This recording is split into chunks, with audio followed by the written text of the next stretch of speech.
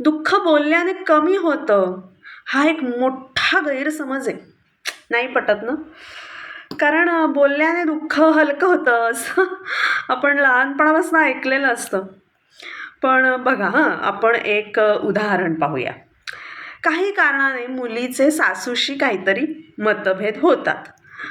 मग वेळ मिळाला की ती लगेच आईला फोन करते. काय गं आई, त्या दिवशी रात्री ना पाहुणे येणार होते.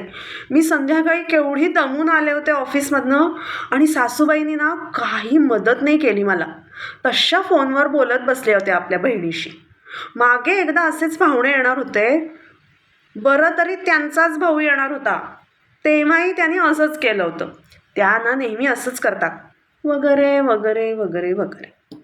मग आई काय म्हणते, काय गं बिचारी माझी मुलगी, किती काम असतं तिला. घरचं करा, ऑफिसचं करा आणि घरच्यांची काही मदत नाही. सासूची तर अजिबात नाही, नुसती बसून असते. कशी शब्दांची डिग्री वाढत जाते बघा. आणि मग ही आई आपल्या बहिणीशी बोलते. मग ही जी मावशी आहे ती तिच्या मुलीशी बोलते. आणि मग सगळे मिळून त्या सासूविषयी लो व्हायब्रेशन थॉट्स तयार करत बसतात. अर्थात गॉसिप करतात.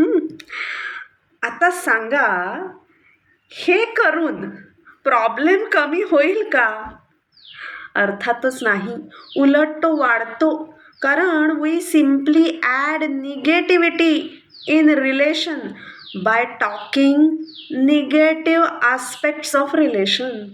पराचा कावळा होतो ना तो असाच.